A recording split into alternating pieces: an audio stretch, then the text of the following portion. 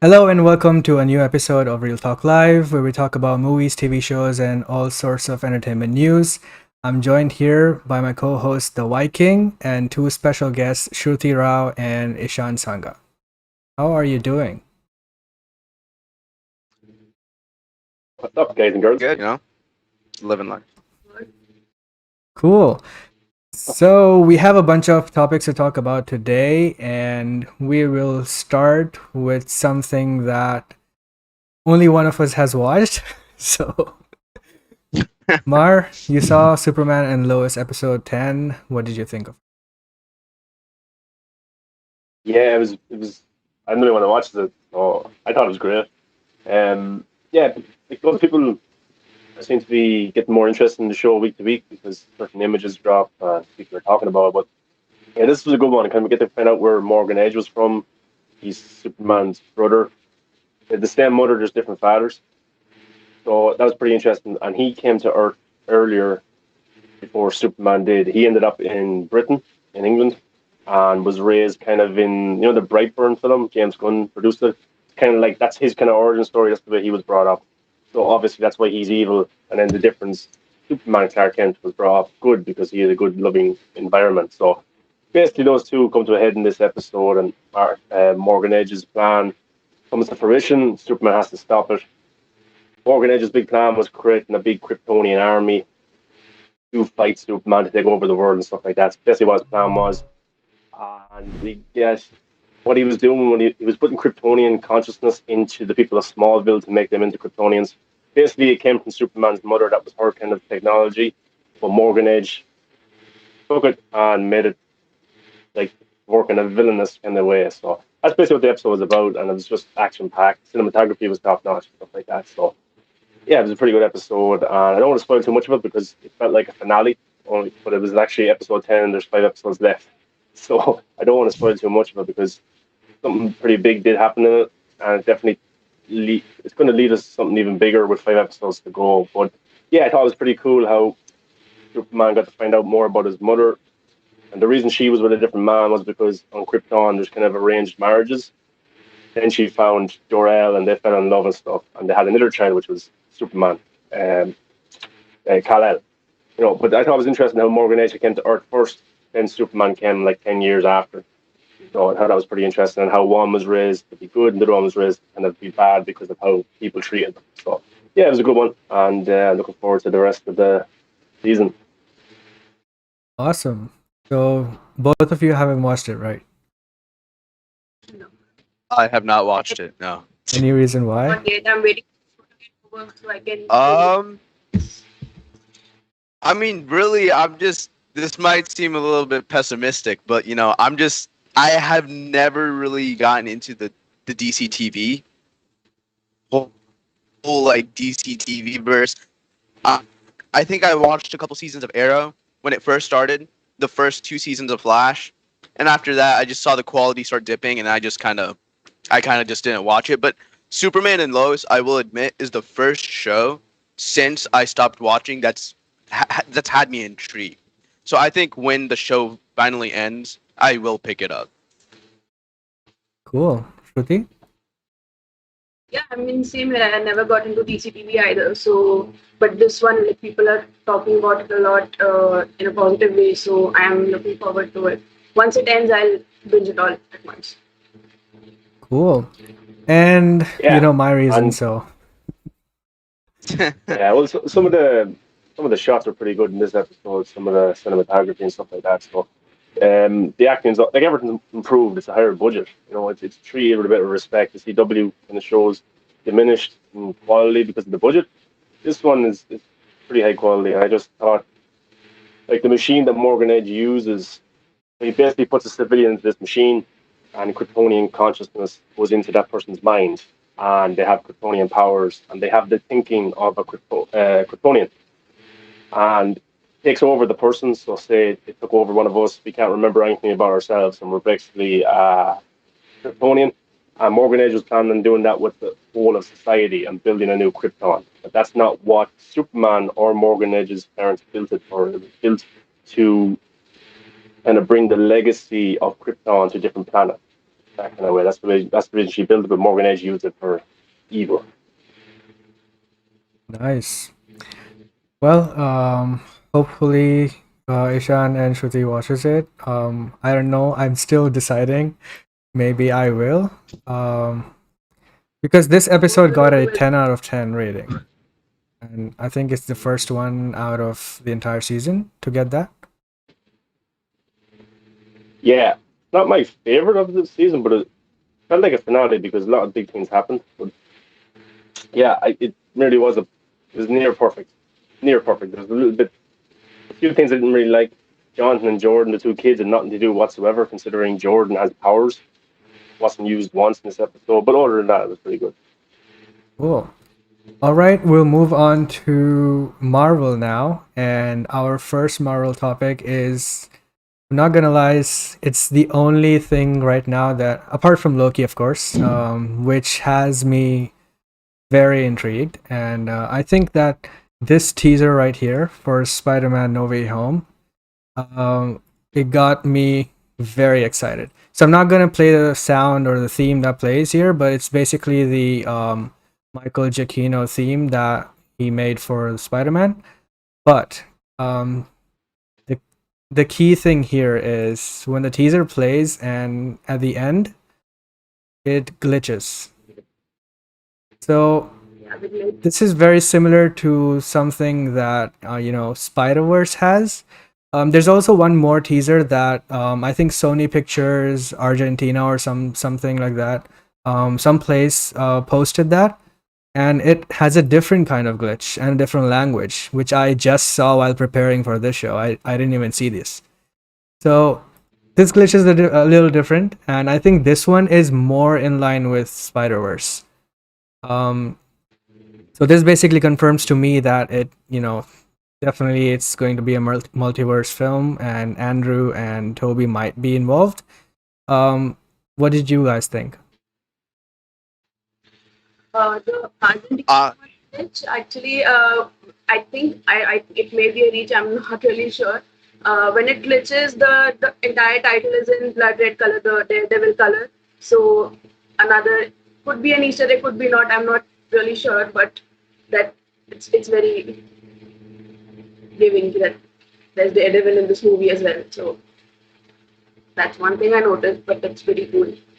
Yeah, there were reports about someone reported that Charlie Cox was spotted on set, and I'm not sure if that's something that would happen. It would be cool if that happens, but I don't think Feige would add the Netflix Marvel characters into the MCU. I think it's. I don't think that it's impossible, but I think it's less likely than Toby and Garfield showing up. Yeah, that makes sense. Chan? you know what? I mean, I'm gonna be honest.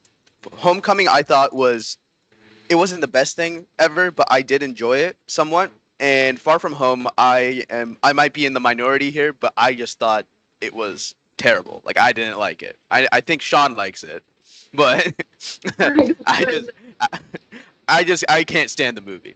But I don't know how they're doing it, but I'm like very very excited for No Way Home. And this teaser, like this marketing is great. Like this whole suspense of waiting for it, because they know what they're Yeah. doing. I mean, this whole thing, they know what they're doing, and it's just I just really want to see how this multiverse stuff really plays into it, because when you watch Far From Home and you end it, I personally didn't like the whole like Mysterio reveals Peter's secret identity thing, but having that in the mix for No Way Home, having the multiverse supposedly in the mix, having like we just mentioned, like Charlie Cox possibly coming back, all this stuff, it's just really getting me hyped. I don't know what else to say. As a person who's loved Spider-Man, I would like Spider-Man was my introduction to comics. So seeing like my old heroes like Toby come back and Andrew come back, it's something really to be excited for. I'm really excited for it. Yeah, and this is a continuation from WandaVision. this is like a three-part story. It goes from one That's a good division, point. Spider-Man 3 to Doctor Strange 2, and I don't know if you can replay the video again, but it kind of seemed like the hex shape there as well in some of the writing, and the glitching as well is a big part of one division too.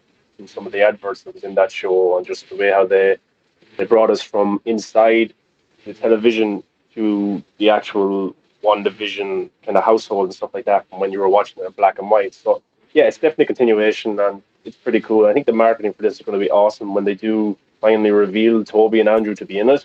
That's going to be that's that's what's going to make it $1 billion straight away. Like it's just going to be ridiculous Yeah. the hype to see these two come back.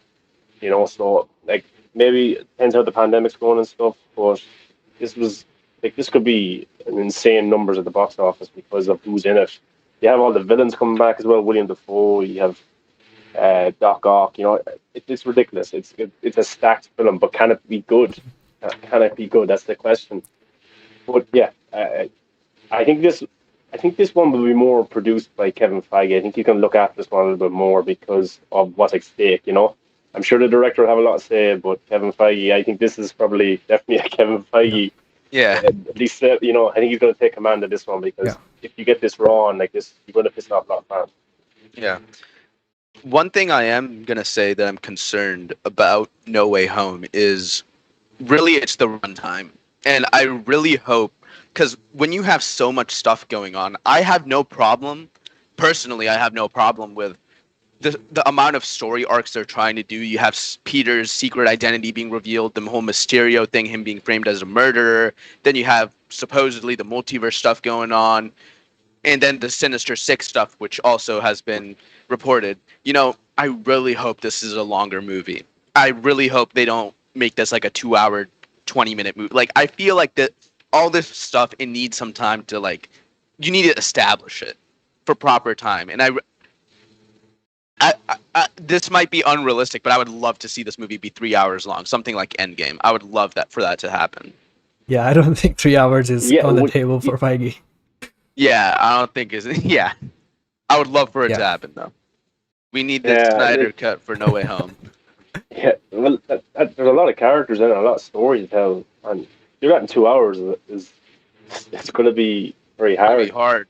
Yeah. But Civil War was a crossover, and that was like 2 hours and 20 minutes. So I think maybe something similar like that. We could definitely get something around that range. I don't think it's going to be 3 hours. Yeah. But maybe. But I think the best we could hope for is maybe 2 hours 20 or 2 hours 30. I think that's probably the most that they'll go. But yeah, there's a lot to introduce. You have to introduce Toby, Andrew. You kind of have to get over the hype part of them coming back, and all the villains coming in. Yeah, there's a lot to tell, and the director has to tell his story. Right. And look, we already have the confirmed news that Willem Dafoe is going to be joining. Alfred Molina is joining, and also Jamie Foxx is joining. So these are confirmed already.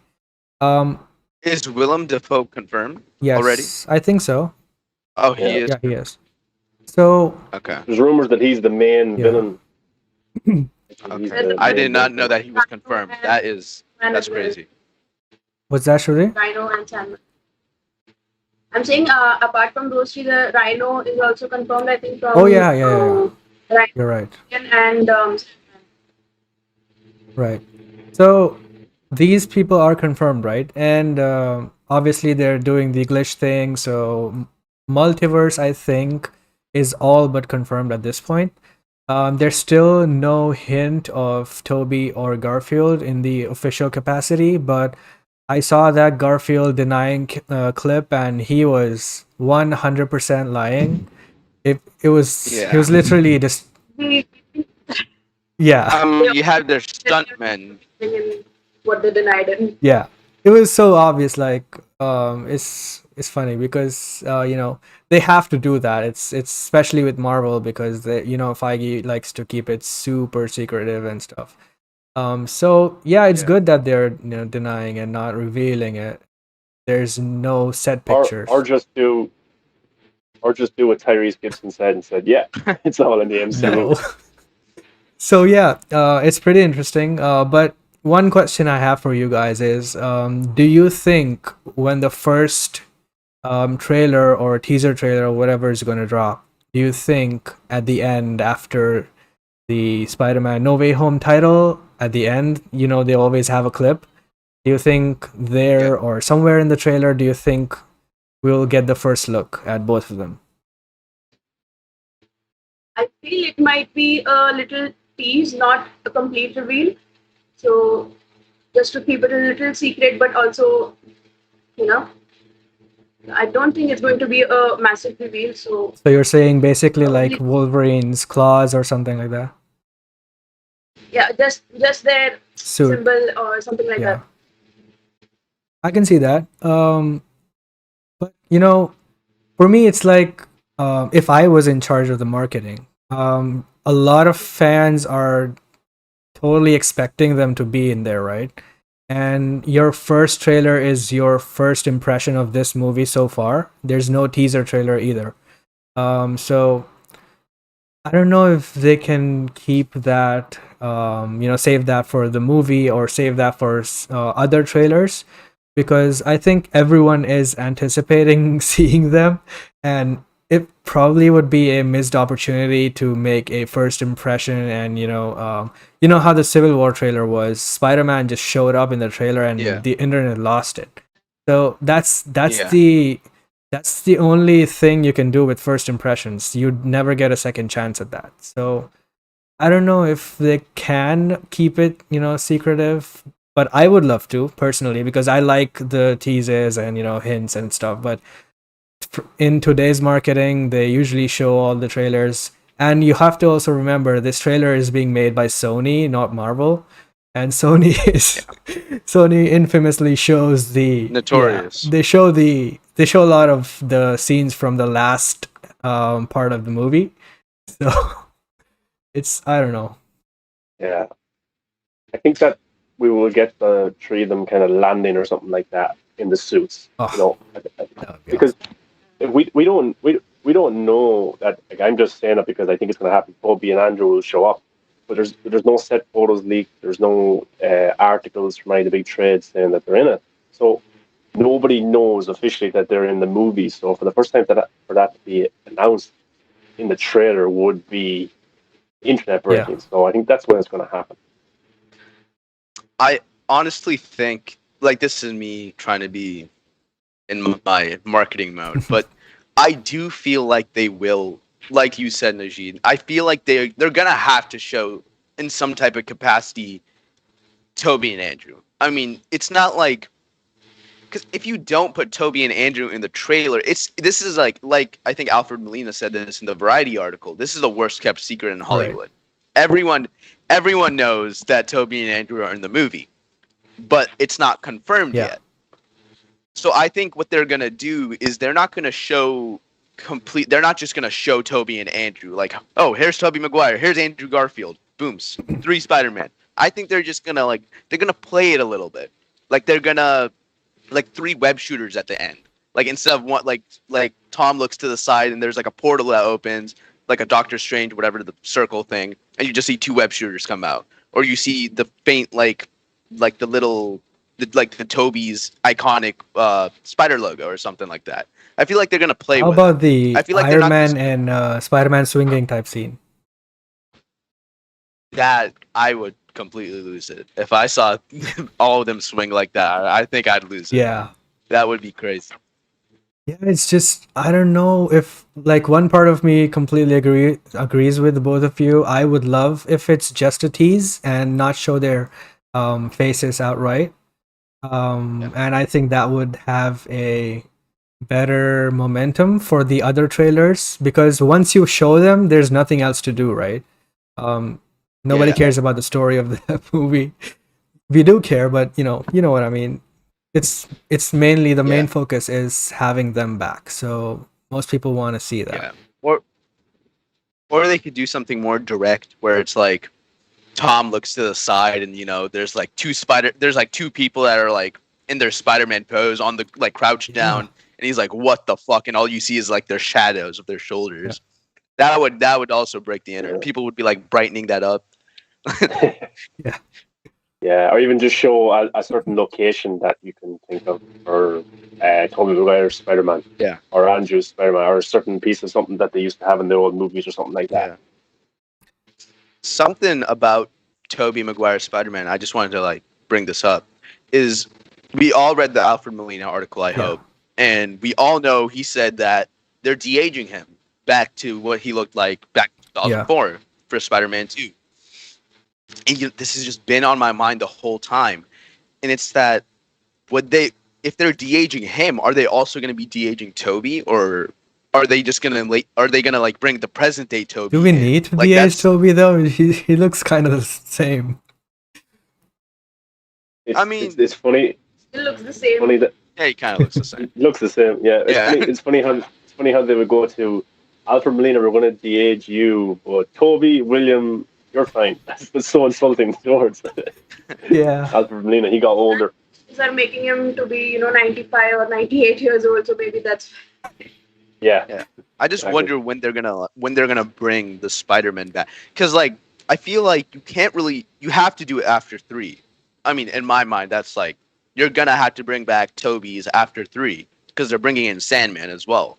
So it brings a lot of things to question, like how do they get brought in? Because Doc Ock, I think, is self-explanatory. He gets blown up in the I forgot what he used it, but the huge energy explosion. So he probably gets sucked in. Yeah. Multiverse shenanigans, gets dropped right back in. Electro, I believe the same thing in TASM 2. Yes. The energy surge, he gets blown up, gets sucked back in. And I think the Lizard as well, if I'm not mistaken, on top of Oscorp. I think I might be mistaken on that. And I think what happened, like I'm sure everyone's watched today's episode, so what happened in the end, that also explains how they're all gonna merge into the main timeline. Yeah, probably. Very interesting. Yeah. Very intriguing. Can't believe I'm talking about MCU Spider-Man like this. Yeah, man. I mean, I'm totally with you on the previous 2 movies. Well, not totally, because I don't think that Far From Home is trash, but I do think that it's not as epic as it should have been. No, I agree with you on that. I don't think it's trash. I enjoy it. I enjoy it, but it's not. It's just not. It doesn't have that. Yeah. It just feels like a Marvel movie, if that makes any sense. Far From Home. I loved Mysterio though. Like everything with Mysterio and the visual effects and the whole third act was amazing. But overall, I think Homecoming is a better movie because that was more of a personal story and it had more of a Spider-Man feel, than the second one. But this third one looks to be like in the top tier Spider-Man movies already. Hopefully, because if they do what they did to Evan Peters, Quicksilver, with Tobey Maguire or Andrew, you're gonna have a lot of people pissed off.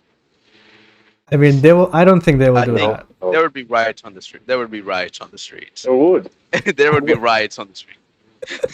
I would be so mad. Everyone's gonna go for the supers next. Yeah, it's gonna be amazing, and we are so close. Like we are only 6 months away from this film, and very sharp. Thinking about that, I think we'll only get a first teaser trailer first, instead of a first official trailer, because we're still 6 months away from release, right? So this far out, there's really no need to actually put out a trailer. But everyone is super pumped for it, and they have to release something. Especially with Black Widow coming out soon, they could probably attach the trailer to that. The thing is, though, like there's 3 Marvel films that have to come before Spider-Man 3 comes. Black Widow, Shang-Chi, and there's Eternals. So you don't want to overshadow those movies by marketing Spider-Man 3 now. I mean, I think that if you actually put out a trailer for this, I think people will actually be hyped for those movies as well. Not for Black Widow, because so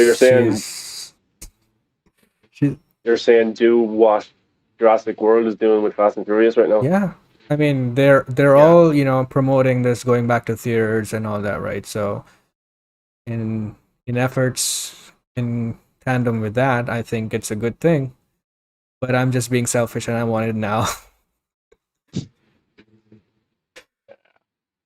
Well, hopefully soon. Yeah. I really hope it is soon because, I think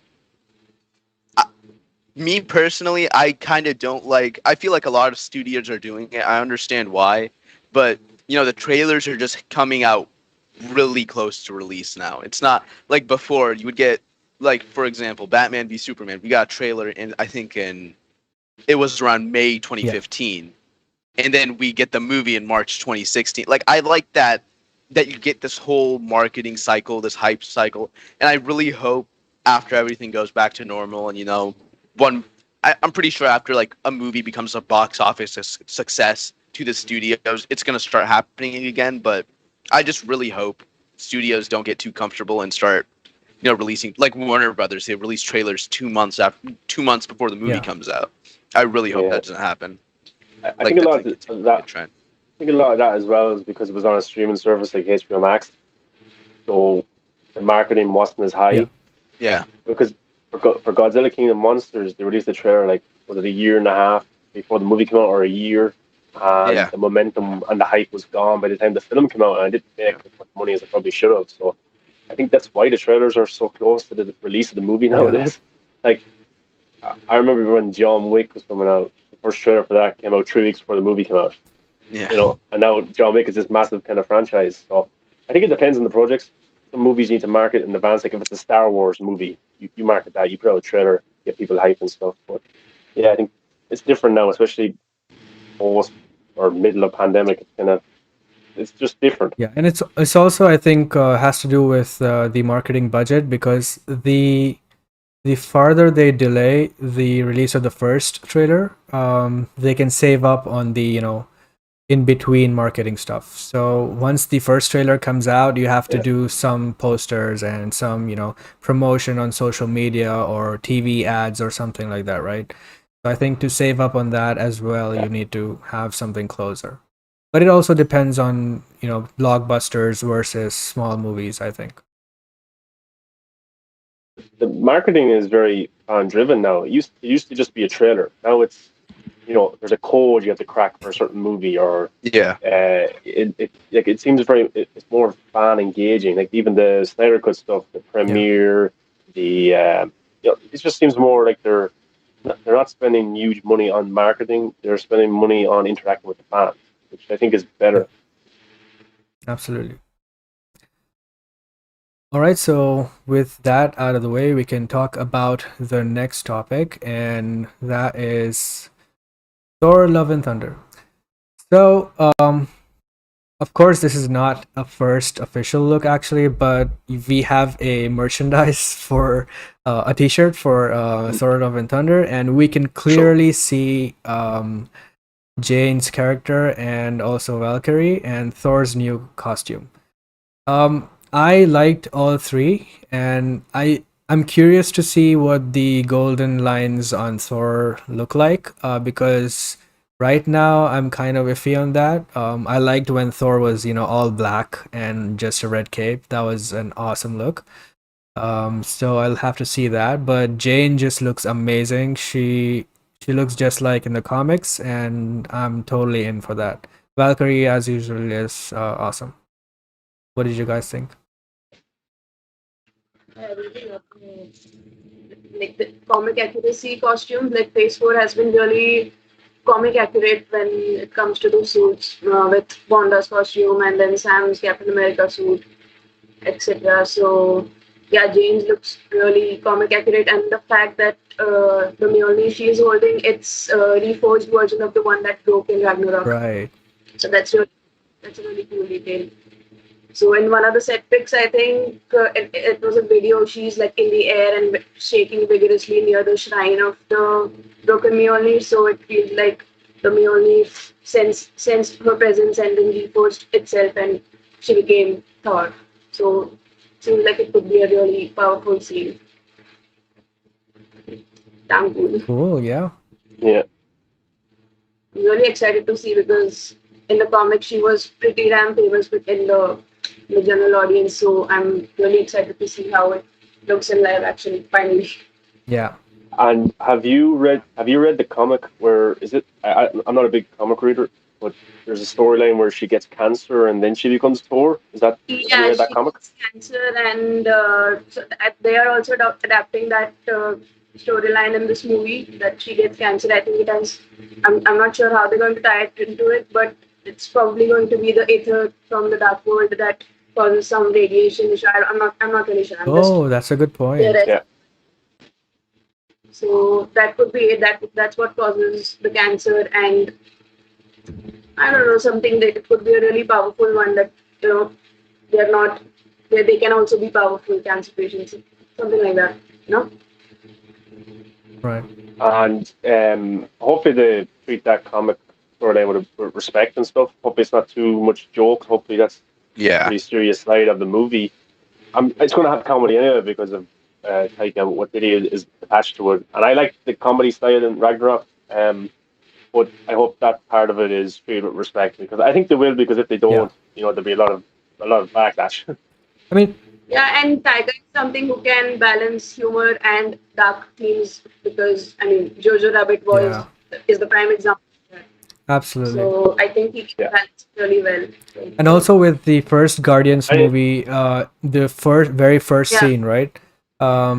His mother was dying, and that was a pretty serious scene. Although Gunn has a lot of humor in the movie and it perfectly works, I think scenes like that they will definitely not have. And I don't think they should have, and also I don't think they will have humor in those scenes because that's actually pretty serious, right?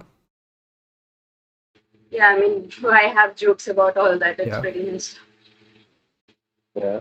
But even in Thor 3, like Odin was killed, Asgard was destroyed, Thor had to kill his sister. That's pretty yeah. dark, Yeah, you know.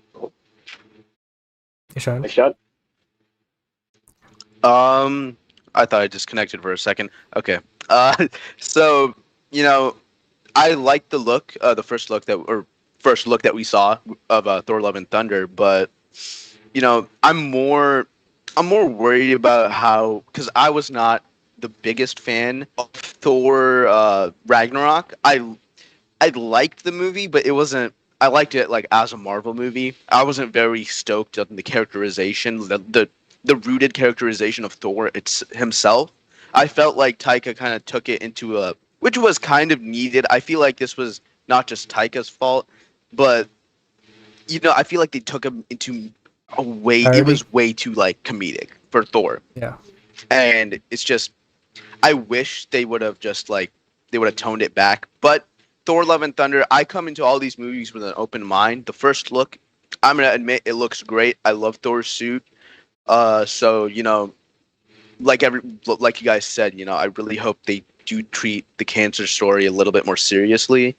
I know Taika does do. I watch Jojo Rabbit and I've watched Ragnarok. I haven't watched much else of his work, but I know he does do serious stuff pretty well, but sometimes I do feel like he takes that whatever's serious and it kind of gets boned down with another joke, and I really hope he doesn't do that. I really hope he just keeps it very somber and very because it's a story about a cancer patient. I don't want it to be like filled with jokes or cheesiness. So right now I don't have that many expectations. I just really hope Taika does improves on what he was missing from Ragnarok, and I really hope he does take the criticism or whatever little criticism there was for most people of that movie seriously. Well, he took that Yeah, criticism and Yeah, he recently said that there will be even more jokes in this. yeah, yeah.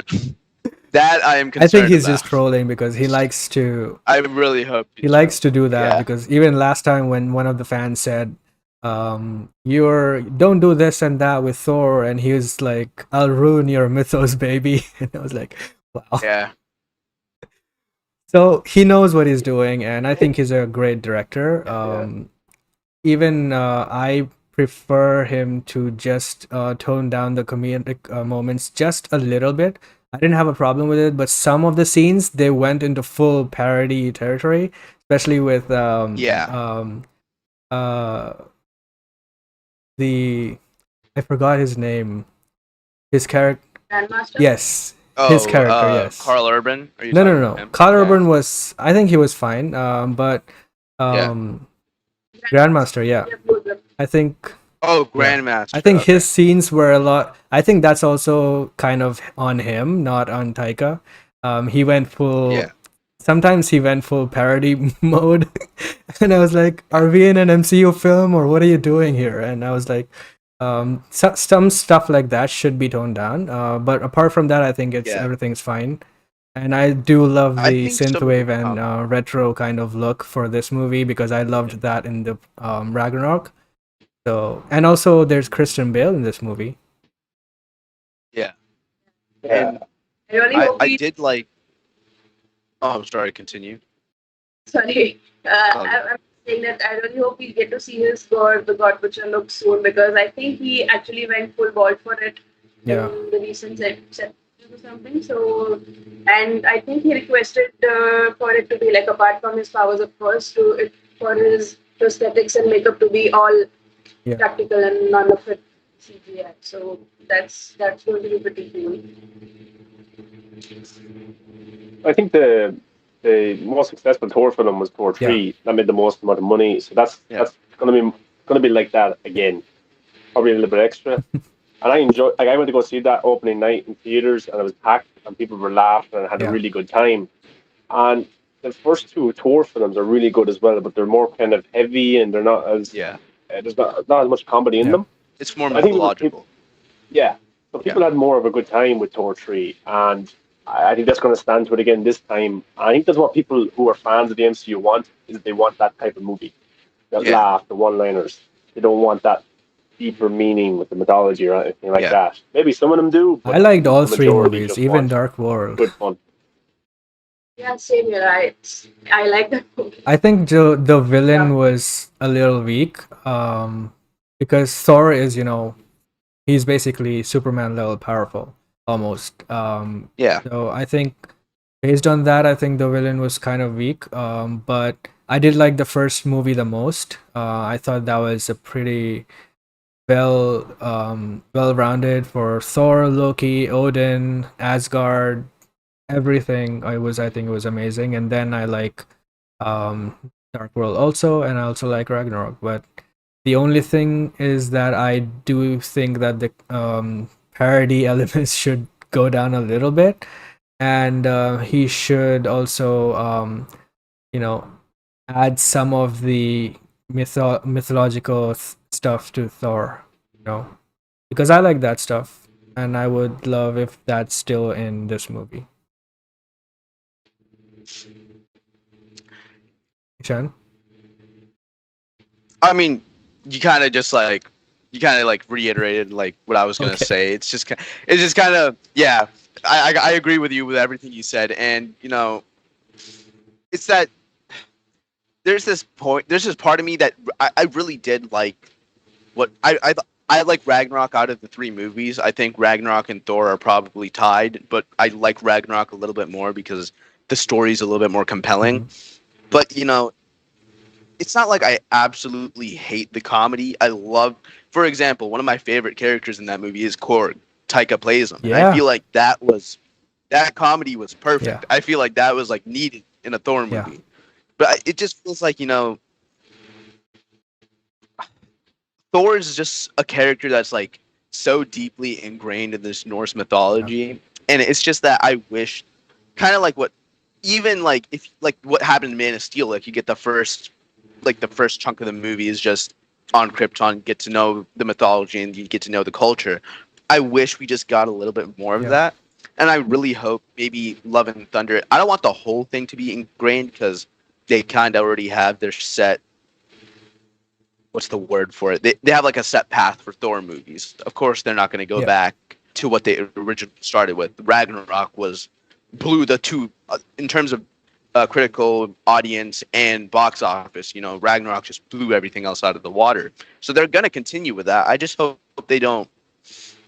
It's kind of like my issue with Guardians 2 almost, where they kind of just double down on the comedy and everything the general audience liked about Guardians 1 and just kind of made it into this whole comedic fest. I really hope they don't do that. I hope they just at least keep the same tone and just continue forward. It's kind of like a hazy territory. I just hope they don't, because you can really cross that line pretty easily, and I just hope they just Yeah. stay their ground and Taika just keeps the story going, have the dark moments, have the light moments, because I feel like what they have is a good it's kind of a good middle Yeah. ground. It's a little bit of both, and I just hope they don't mess with it too much. Yeah. Also remember that he made JoJo in between these two movies, so Yeah. he knows what worked for that film, and he got an Oscar for it.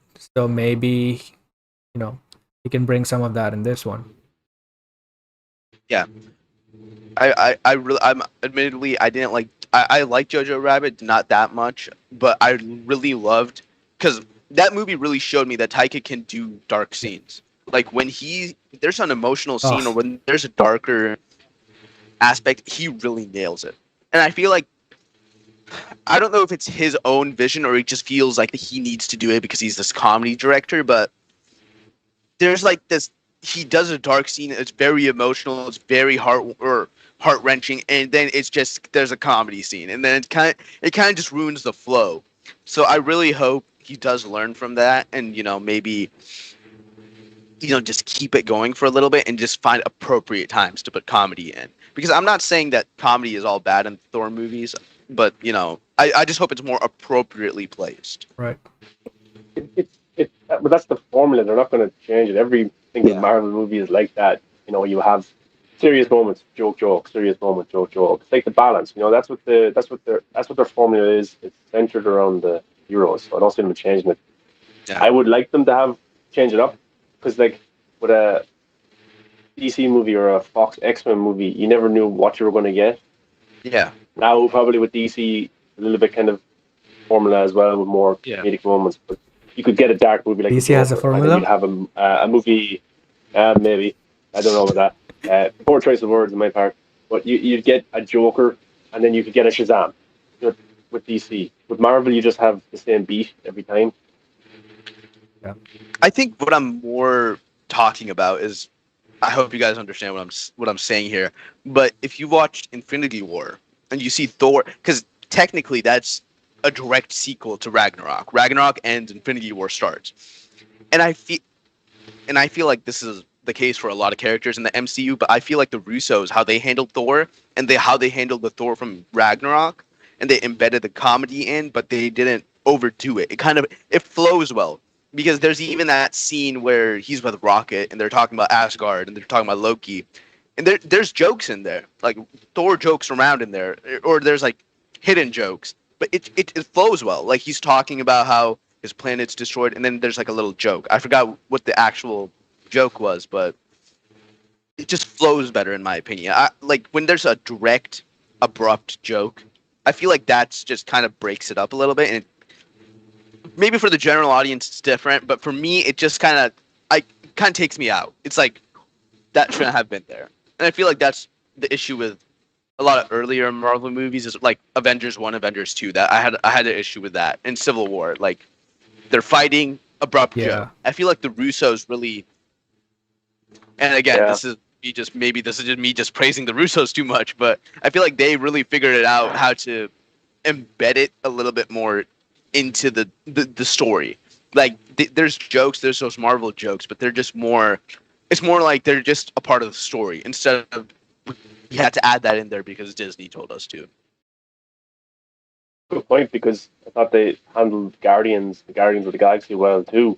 Yeah, they did. In Infinity War, they had the funny moment. They also had put music in it as well, which represented by Guardians, because the soundtrack. Gunn was also there on set for them. Yeah, that's cool how they did that, isn't it? They take the other directors' take on these characters. Yeah. Totally foreign concept. Company could do that in a cinematic universe. Yeah. Oh, what other company could do with doing that? Yeah. Pain. Yeah. Well, Will Smith meme entered. Well, let's talk about what we're really here for. It's Loki, and episode 2 just aired today, and I watched it. It was really good. I'm still not sure if it's better than the first one or or not, but I really really liked it. Everything that they okay, I could probably put up the spoiler thing here first. Okay, so yeah, I liked everything in this episode, and the story just didn't pause. It just kept going, and I loved everything about that. The reveal was kind of expected, but I thought it was still good. Um, everything the I think the anchor for me for this show is the dynamic between Loki and Mobius, because Yeah. those two are really, every scene between them. I would just watch every episode if it's just them talking to each other in in one room or just walking. Because I think that they just nailed that chemistry, and it's amazing. So yeah, I thought that was pretty good, and Lady Loki was revealed to be the other Loki, and I thought that was cool. Um, but there's also stuff like Kang in there, and because okay, maybe not Kang, but there's a lot of zoom ins to the timekeepers, and especially the middle one. And I gotta say, the middle one looks exactly like Jonathan Majors to me. I don't know if I'm seeing that in him or if he actually does look like that, but to me it does look like Jonathan Majors, and I don't know, it's just so um, cool. But yeah, apart from that, everything else was awesome. And what do you think, Mar? Yeah, I think I enjoyed last week's one a little bit better. I'm a sucker for dialogue and just interaction between characters, probably because of Tarantino and stuff like that. But yeah, I still enjoyed it. I think Mobius and Loki, their kind of chemistry is brilliant, and just to see them two interact like a buddy cop, lethal weapon type thing is funny. Yeah, the Pompeii scene when they go to Pompeii for the eruption, I thought was Yeah. pretty funny, You even though know, it's a little bit I dark. All those people about to I die. thought they were actually going back to Ragnarok. It would have been I awesome. did too. Like in Harry Potter Yeah, I 3. Yeah, because Loki comes up with the theory that if the variant is hiding out in apocalypses, and the reason they're hiding out in apocalypses is because it doesn't come up on the shockwaves Yeah. of the TVA to see somebody has gone into a timeline that they shouldn't be.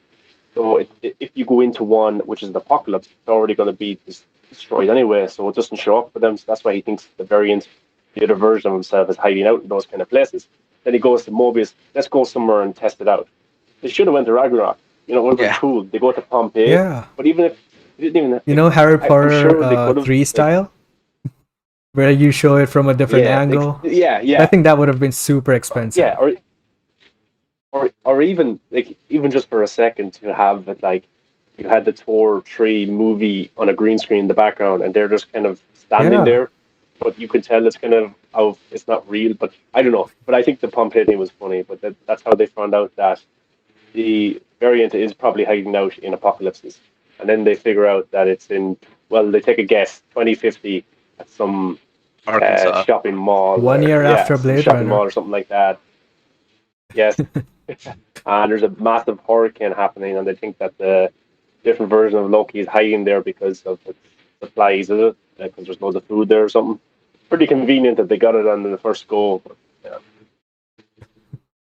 I mean, everyone I don't has a know. set path, so they have to Yeah, go that way. true. I will.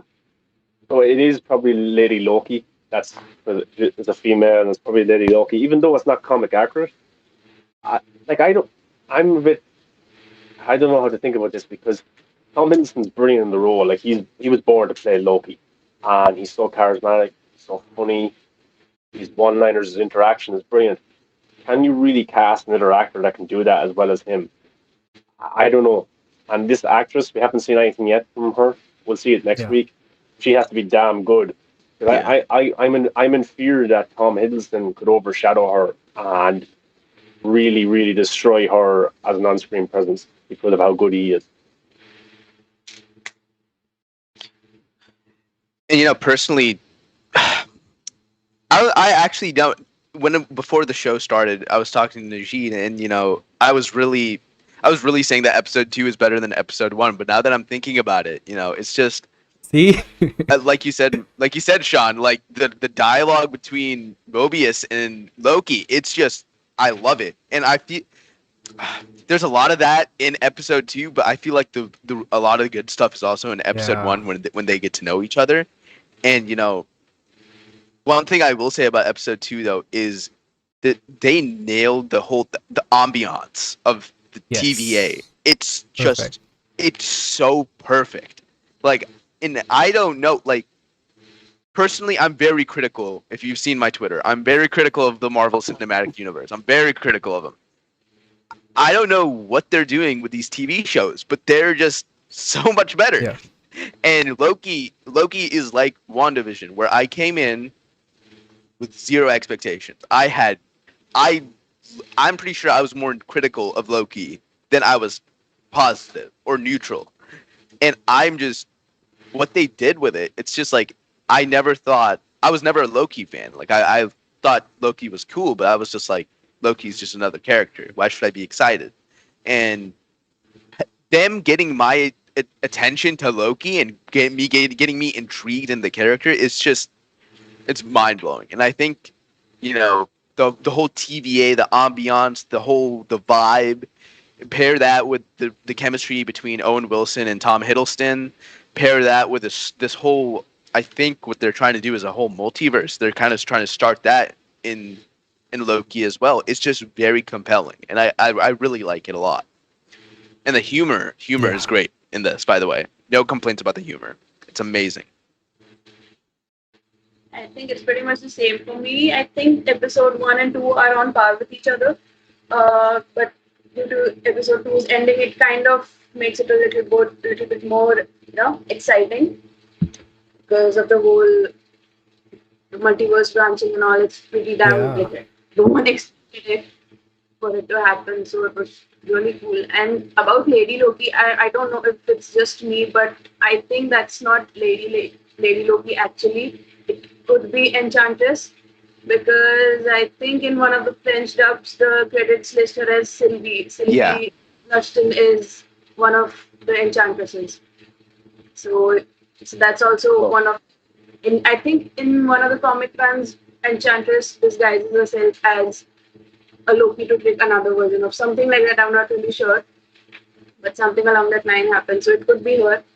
So that, and plus Enchantress has blonde hair, so that the whole hair thing comes into consideration. I saw that tweet and that comparison, but I've just been burned by WandaVision.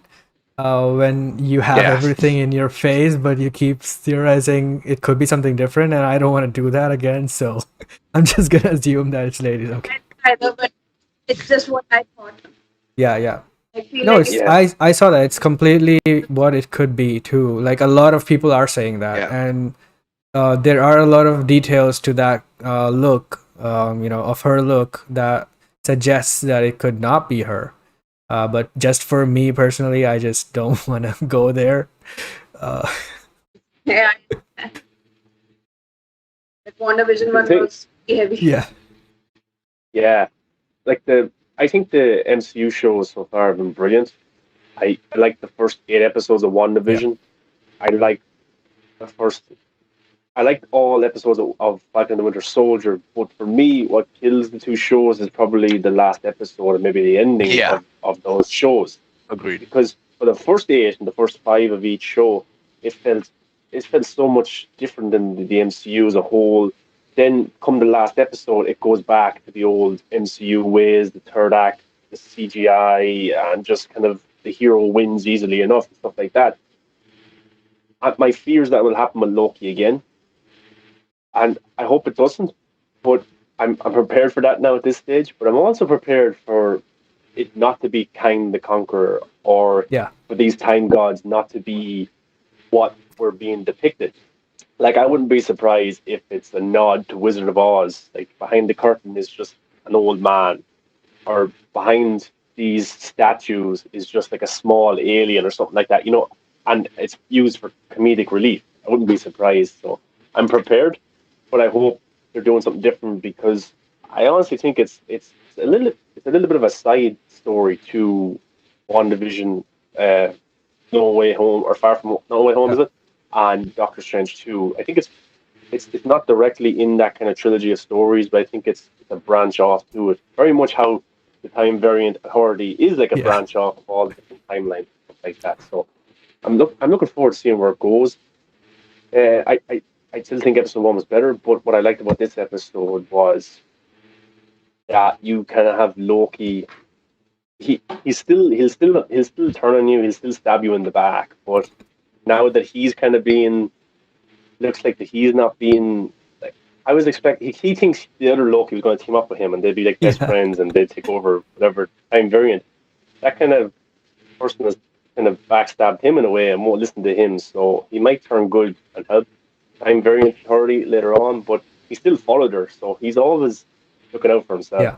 It's very I interesting. also think that the finale for this show might be the best one so far because I 100% am behind the writer and showrunner for this show. It's Michael Waldron, and I just am.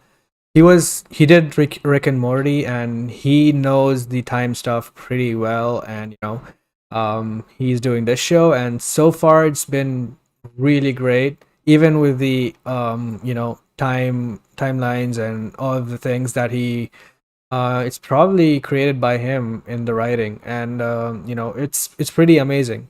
And I have no doubt that he would nail the finale because every Rick and Morty finale has been great, every season, and he's a really solid writer. So that aside, Feige also trusts him. As much as he hired him for the Multiverse of Madness movie and also for his Star Wars movie. So he definitely has faith in him, and I also do now. So yeah, I also thought that the score for I this will, show is pretty amazing. yeah, Yeah. yeah, The score is the just score is phenomenal. awesome.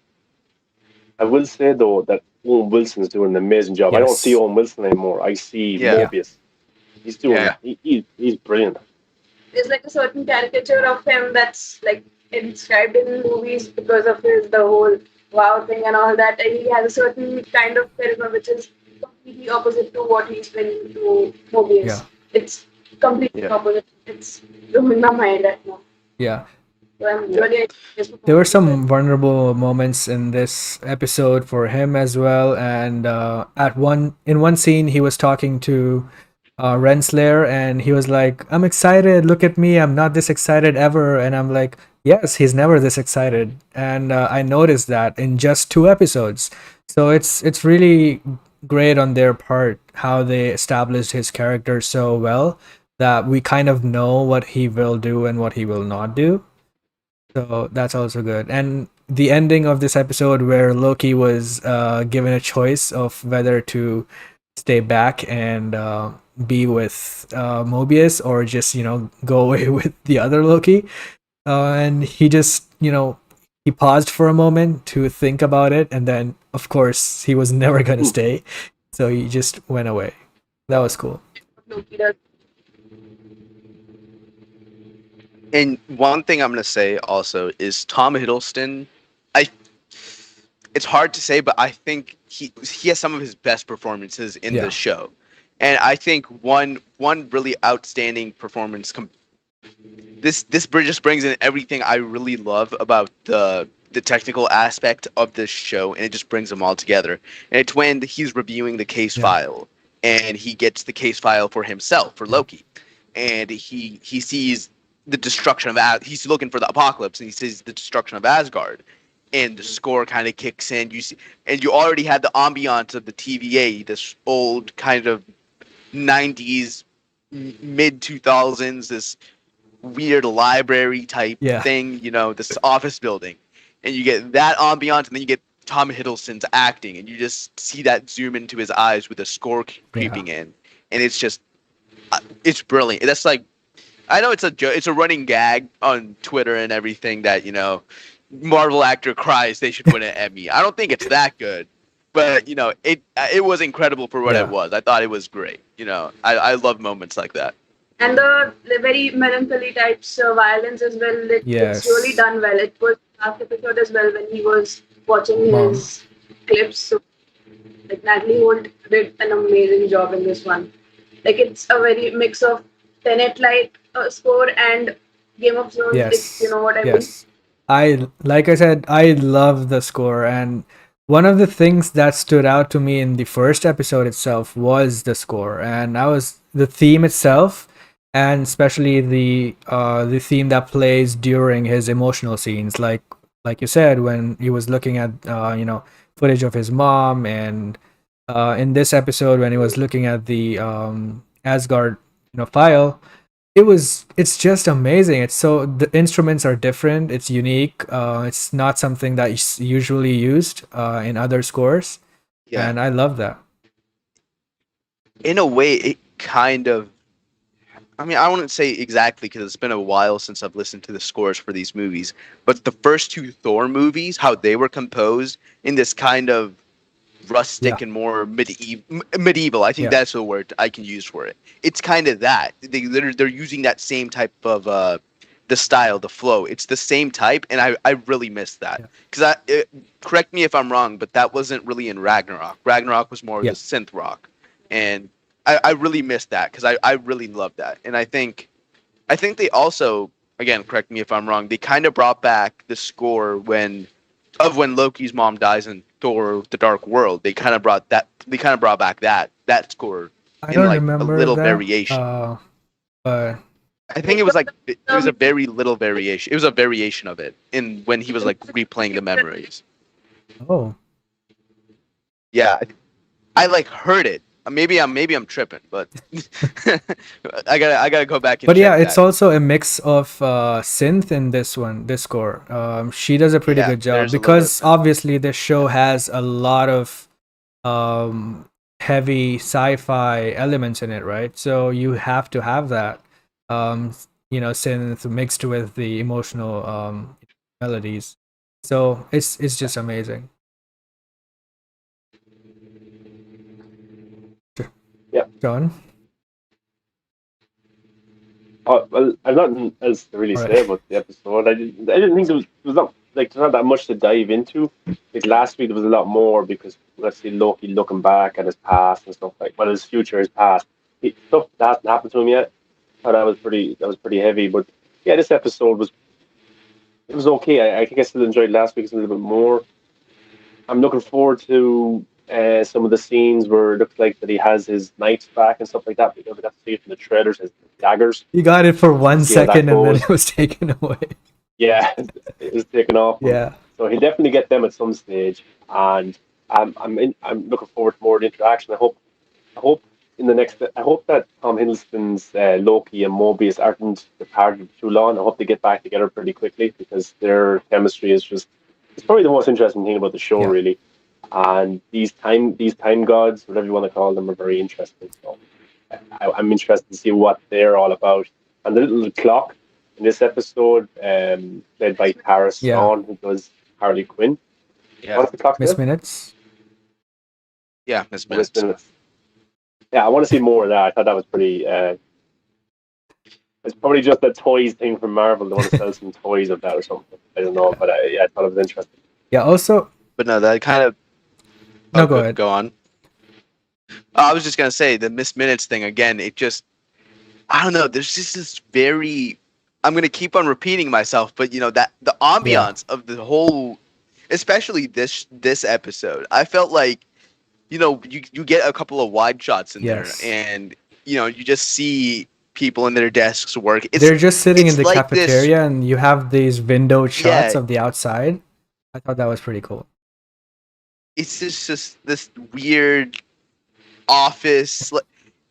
If you guys have ever like heard about the back rooms, that's kind of what this feels like. It kind of feels like it's just this forever. It's just forever. Just this office, early 2000s office space, and that Miss Minutes thing. It just kind of just brings it. It keeps on hammering it, and I'm Yeah, loving it. I love the whole aesthetic of this show. you do.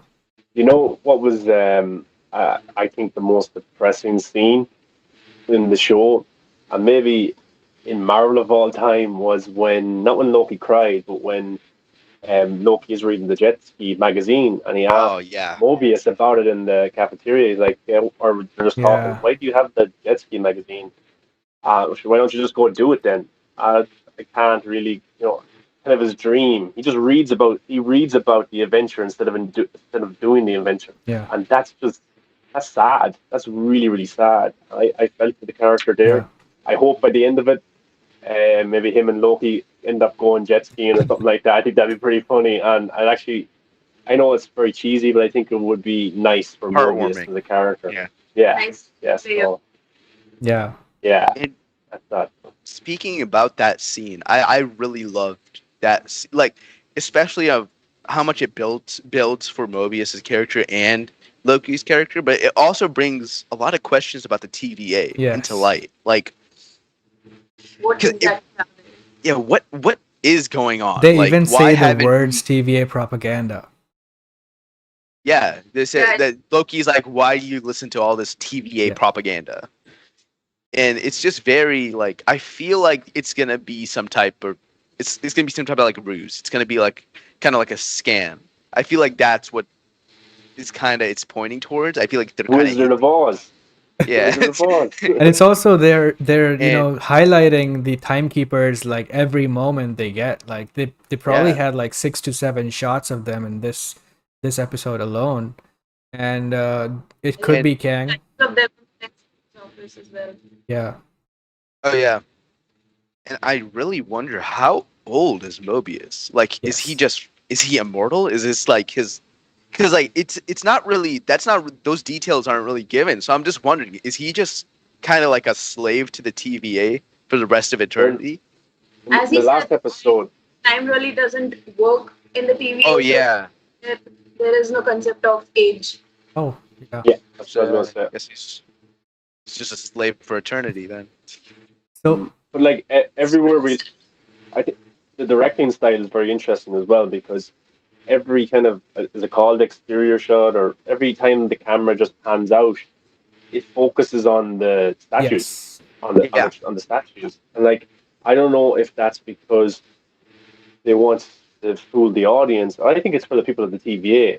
Everywhere they go, they're surrounded by these statues or these figures of the time gods or even the propaganda video. Like it's being like beaten into them that these guys created all of existence in time and you have to worship them.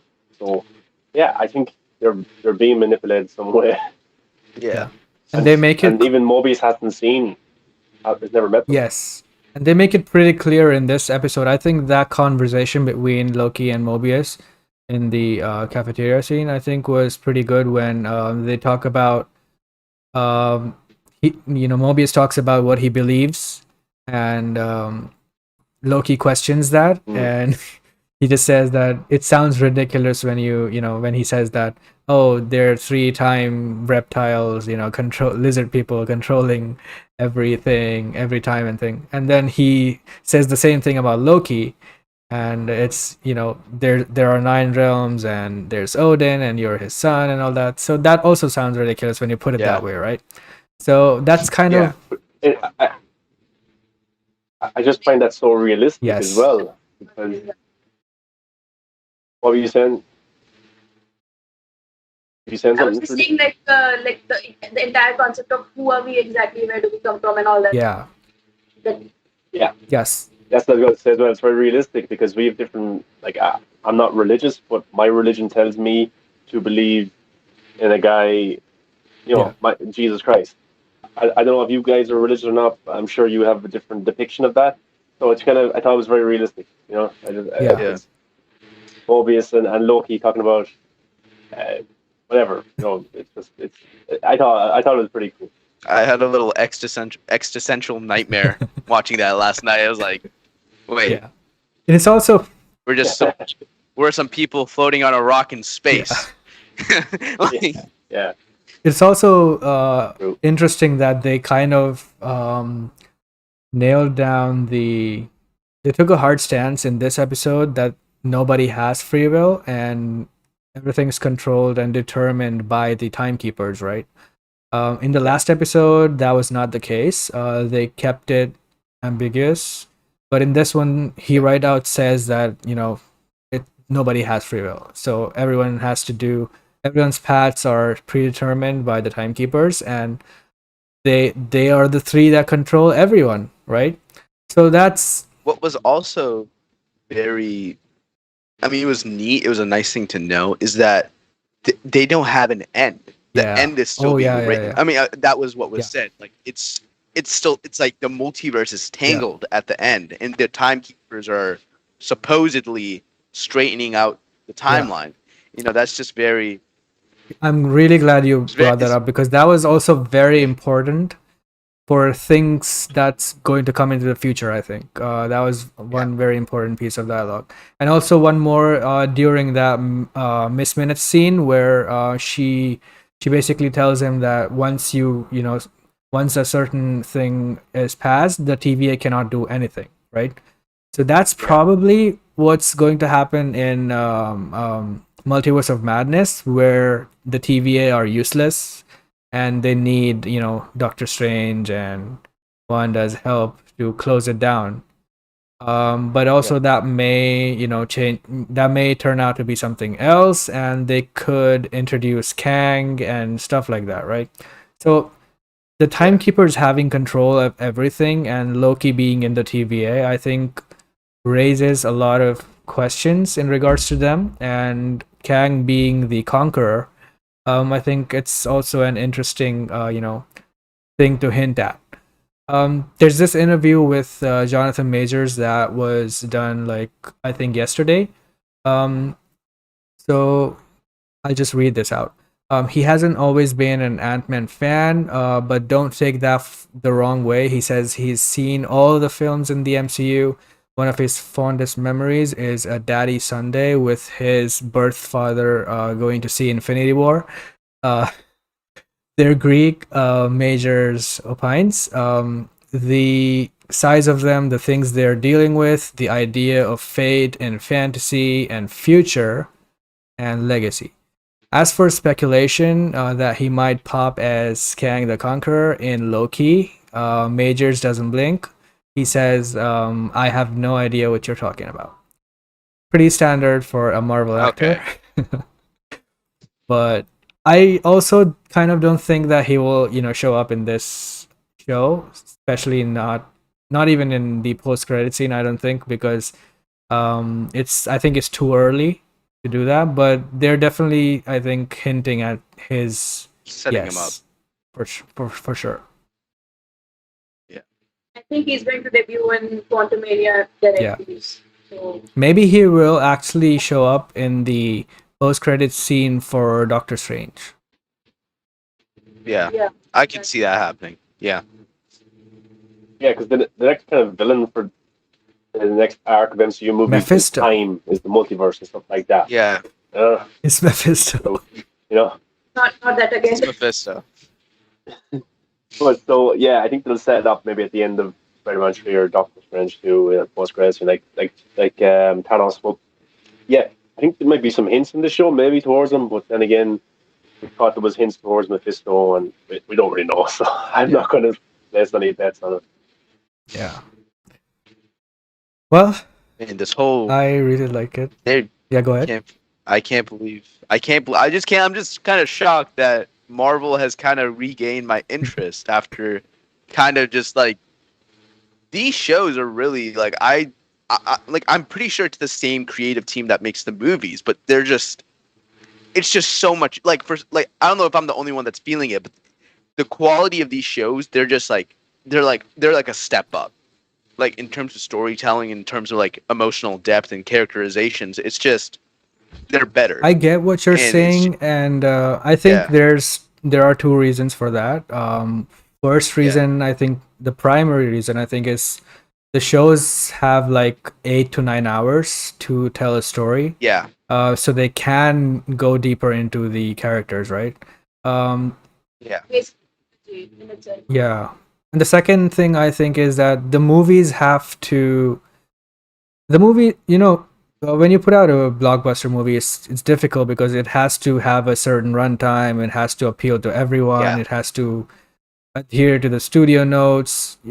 with Yeah. Marvel, it's not that much of an issue, but they still have to appeal to everyone. That's been the formula since the beginning. And Yeah. if you do all the character stuff for a very long time, they apparently have some, statistics that, men men lose interest after like 10 or 15 minutes of no action or something Yeah. like that. So there are a lot of these crazy things that they have to keep in mind for the movies, for the general audience. So that's not a case for the shows, and anyone can just press play and watch it anytime. So I think Yeah. stuff like that plays a part. Yeah. It's just like these deeper moments with the. I mean, I personally just like absolutely love it. Like the stuff with Loki, him seeing his life and him like having this sort of like deep rooted like regret of what he's been doing, and then going back to even like Falcon and the Winter Soldier and seeing that first episode and seeing them deal with Bucky's PTSD and his trauma and realizing that because what I was thinking is they were just gonna gloss it over. They were just gonna be like here's Bucky being a superhero in the next movie after Endgame. But no, they actually spent time and they were like, no, I mean, mind my language, but he's fucked up in the head. Yeah. Like he's lost it. Like he's not right. And I'm just loving this. It's not necessary for the movies, but it's like I think that's what Kevin Feige also said. It's not necessary to the movies, but they're good. It's like a good solo venture to understand these characters more. It's more deeper, and I feel like they're doing a great thing with these shows. The Falcon and the Winter Soldier alone gave Bucky so much of a character which we never got to see in these past 10 years of movies that we saw him. Like from the first Captain America, First Avenger to Endgame. He barely had a couple of lines, and now he had an entire series to himself to grow. And same goes with Sam, to be honest. Yeah. So this show is very character driven, so it's really helping them grow. Even Wanda, for that matter. Yeah, I think Falcon and Winter Soldier was kind of important for me to watch because I never liked Falcon that much. He was always this. I didn't either. It was always this, especially because he's played by Anthony Mackie. I think he's kind of unlikable for me. But as Falcon, also he wasn't that great. He was just another sidekick or something like that for me. But this show sold me on him being Captain America. That was a pretty big deal, and I don't think I would have accepted him or liked him if the show didn't exist and the next movie he is just Captain America. So yeah, I think they did a pretty good job at that. The whole Isaiah Bradley angle as well played a huge role. Yes, he was great. Accepting him. So that was pretty nice. Yeah, but well written, to be honest. Yeah. Because this is a sensitive matter, so I think I believe the scene that we were talking about, I think was in the second last episode, right? When they both sit inside his house and talk. Yeah. His backstory. Yeah, that was pretty good. So yeah, Loki episode 2 was great. And I cannot wait for the next one. I hope the momentum keeps going like this. There are only 6 episodes for this, right? Yeah. I'm not sure. That is good because then you don't have to do filler stuff, and you can always just keep telling the story. Yeah. All right. So with that out of the way, we can jump on. I should also say as well that Disney have announced that all of the original shows will now premiere on Wednesdays instead of Fridays. So this is the new thing going forward. Okay. Really? Yeah, it was just. Just. Damn it. Yeah. So Mandalorian, Miss Marvel, all those kind of shows will be all on Wednesdays. Original Disney Plus movies will be Fridays. That's the new plan going forward now for Disney Plus. I like it. Wednesdays are coming a lot faster than Fridays. Yeah. Yeah. I like it for now because of my shift right now, but when my week offs go back to the weekend, then I'm gonna have a hard time. It was funny because I watched the John Campea show and Robert Meyer Burnett is the guest on that, Hmm. and you'll see it, Casey, when you watch it later. But um, they were talking before the show went live, and John Campea goes, "Robert, did Yeah, you I watch saw think of that. Loki, man? Pretty good." And Robert Meyer Burnett's like, "Oh, I forgot." He forgot everything's on Yeah, Wednesdays now. He's so used to Fridays, and yeah, it's pretty funny. I'm sure there's a lot of people like that as well. yeah. It's gonna take a while to get used to, But for me, it's but like I keep waiting, and my Hotstar app, they give me a notification like the same day, and you can't miss it. Yeah. All right, so what's with this topic out, we can finally move on to the next topic, which is Army of the Dead. Okay, so there was a report on Hollywood Reporter, and they said that more streaming titles headed to theaters after Army of the Dead cinema run, says the Cinemark CFO. So I'll just read this bit here. The results were really encouraging for the prospects of future releases. Cinemark CFO Sean Gamble told the Credit Suisse 2021 annual communications conference during a vital appearance on Tuesday. Army of the Dead played on cinema screens for 7 days from May 14th to May 21st when it was released on Netflix. Gamble said Cinemark's wide release test for the Netflix film, brought on by fast shifting theatrical windowing for Hollywood titles during the pandemic.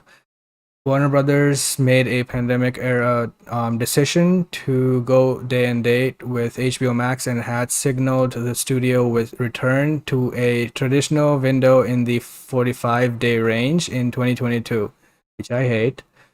Paramount, in effect, has a 45-day window, and Universal has gone to dynamic theatrical window, which I think is the best one for its titles, which with a 17-day theatrical release for small to mid-sized movies, and at least a 31-day 5-weekend cinema run for tentpoles. I think this one is the best option. Zoradi said Disney was in a test and learn phase to continue with the upcoming release of Black Widow. Ah, clearly, the Windows situation is reduced from what used to be 74 days, which is terrible. Probably more in line with the dynamic window of the low 30s to mid 40s, he added.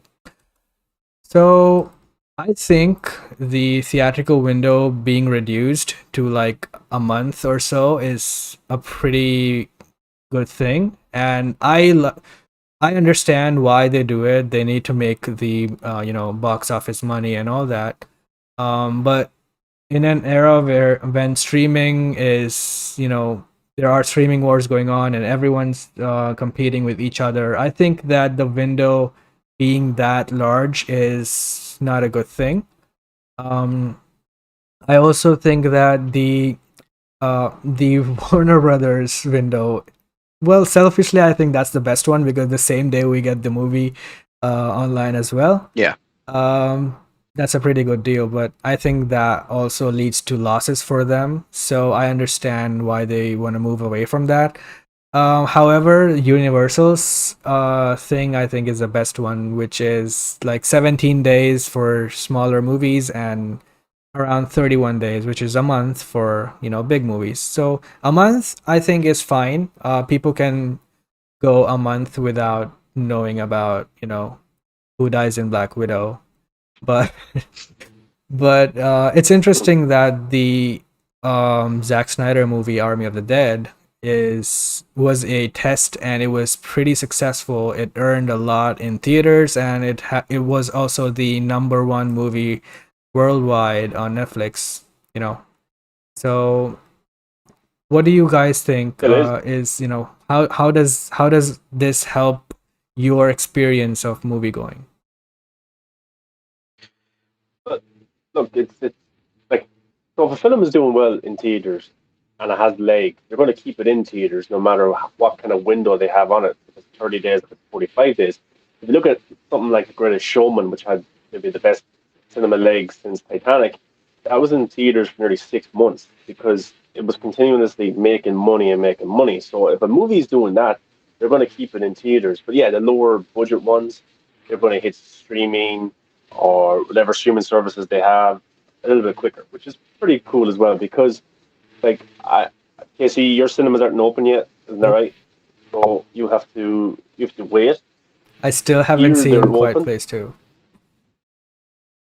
Yeah, see, like, that's kind of annoying. So, but by the time, like, cinemas might not even be open in 45 days, but you can rent it or you can see it on some streaming service then. So that's pretty cool that way. So you don't have too long to wait, really. But back a few years ago, you'd have nearly months to wait for it to hit Blu-ray, and then eventually maybe a year or 2 years before it hits streaming I service. believe it So was the 3 movies are months for usually. 3 months. Yeah. 3 or 4 months. Blu-ray. Yeah, that's crazy because whatever's going on in your life, might not get the chance to go see it in the big screens. You have to wait to buy it, physically or whatever. But yeah, I think the window is becoming shorter and shorter. I think and Netflix are doing the opposite kind of now. They're putting the movies in theaters a week early, and then it hits Netflix, which proven what the Walking or what no, not what Walking Dead, but Army of the Dead did was it made money, it created a little bit of hype, and then a week later it hit Netflix and it was huge. So I think it depends on the movie and the Yeah. director. Christopher Nolan, Zack Snyder, those type of directors. Scorsese.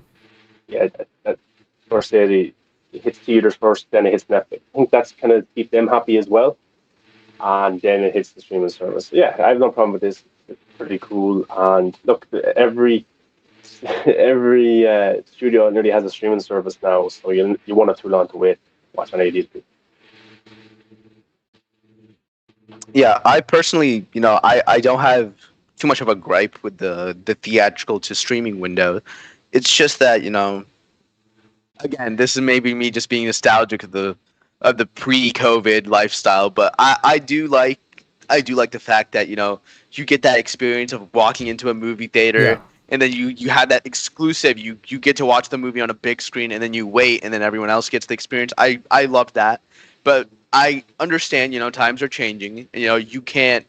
I very heavily doubt that it'll go back to that once everything is completely back to normal. So, best case scenario for me, I would do like for now, I would do like a 14-day window. I think that's perfect because I think we're at the point where movies are starting to make, like the article says, even for Army, like movies are starting to make money at the box office. We're not in the early phases where we're making nothing. We're making something. So, like, for example, Fast 9, I mean, it released in just China and it already made, I think, 200 million. So we're at that process where people are starting to go back to theaters. But, I do still understand that there's places in the world where, like you, Casey, you can't go. You can't go to the movies. So I feel like there needs to be a window. I think 14 days is probably appropriate, or same day of, or the Netflix model. And like you said, Sean, I think there needs to be some type of, there has to be variation from the type of movie and the type of director. So like Army, I think that was handled perfectly. Bring it to movies, and then you put it to Netflix. But when you have smaller budget movies and movies that people don't really, they're not really dying to go to the movies and pay $20 for a ticket and watch it. Those movies, I feel like day and date, that might be the best model. And some of these movies, to be honest, are getting saved by this day and date model. Yeah. And I feel like, this is a tactic studios have to use. They can't use the same model for every single type of movie because you're not going to get the type of viewership that you are, I'm going to say it, for Black Widow than you are for, like, for example, Dune. Like, Dune is, in my opinion, an example of a movie that might get saved from a little bit of a lesser of a window to go straight directly to streaming, because I don't really, the general audience, I haven't really seen a single person that said, I'm excited for that Dune movie. But And it's also know, Denis, and I, he's Yeah. not a huge. His movies don't do well at the box office, although yeah, they're great. sadly, But yeah. yeah, I It feel like like Oh, I go continue, ahead. Sean. I was going to say like you have to be very careful as well because like the cinemas are so important, theaters are so important, so the studios have to take into account that they need to stay in business as well. Yeah, So there's certain movies that have to hit theaters and be in cinemas for 2 to 3 months, whether it's a James Bond or a Fast and Furious or an MCU movie or a DC movie, because that's what saves cinema. yeah, And if they're not careful, like we talked about the pandemic maybe killing cinema, streaming services could kill it as well because yeah, Paramount have one now, Disney Plus, stuff like that, and people are in the habit of staying at home and stuff, so they have to be careful in a way, and they can't piss off the theaters too much because then the theaters are going to die as yeah, well. So there has to yeah. be a balance. And I think it's a learning curve because we've gone through a pandemic where we're kind of not fully out of it, but people are going back to theaters. What's the best way to handle this? Like that movie in Infinite, I think it's called, the Paramount Plus movie with Mark Wahlberg. And if that came out just in theaters, I don't think it would do yeah. well. I Yeah. think it's a perfect streaming movie, that kind of way. And I think they knew that themselves. So that was really well handled. I think, Hmm. but something like a Godzilla versus Kong, Justice League. if that was just if that was just exclusively for theaters, I know it's made like 400, 500 million. It would have made more because of how big that movie is. I think something like a Mortal Kombat, as you said, Sean, about some of the movies being saved by streaming services. I don't think Mortal Kombat would have made that much more than it Yeah, already did. But I think with it being on a streaming service and making the money it did, that looks like a big win for everybody involved. yeah, So yeah, you have to. It's a hard game to predict, but you're going yeah. to have to think that's a streaming movie. Okay, that's a cinema and a streaming movie. That's just a cinema movie. The way around. I think And that's I do believe that I don't remember when he said this, but there was an article with Ben Affleck, and he was talking about uh how in the future there's going the movies that are going straight to the theater, they're not going to be the smaller projects like Nomadland or they're not we're going to see less and less of that happen because I feel like the only thing that can save the movies is legitimately these big box office Fast and Furious Marvel movies like you said, Sean. And it's just again, you got they need it's like kind of like a strategic move. They're at this spot where testing is happening. They're wondering they're going to stick to what works. So we're at this phase where it's kind of going to be unpredictable. One movie might come to directly just only like Quiet Place 2. I believe there's no option to get streaming for that. You're going to have to wait the 3 months. Or on the other hand, you have movies like and you think of one Black Widow, which is coming to Disney Plus, but you have to pay. But then you have movies that are coming day and date, like Godzilla versus Kong came day and date. So it's just a little bit messy right now. yeah, it's messy. It's kind of you just have to wait and see. You know. Shruti? Yeah. Yeah, I mean, I agree with both of them. So whatever they said, it's pretty much true. I mean, that's it out. I don't have anything to say about that. Yeah, that's pretty much what I think as well. Like I do look, I'm also a theatrical guy. I love watching movies like every if if it were up to me, I would watch a movie every single weekend. And I kind of was doing that right before the pandemic. And that's fun, but I love enjoying movies in the theater, but I also like if I have an option to watch some of them in at home if I don't feel like going.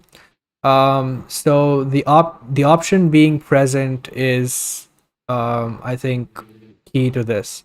The option being taken away, I get why they do that because obviously they want to make box office money and the numbers are clearer for that, in terms of success and everything. And it's the standard traditional way of doing stuff. So all the oldies in Hollywood are like accustomed to that. So, change, nobody likes Yeah. change, and change Yeah. is still inevitable, so they eventually will have to conform to this new way of doing things.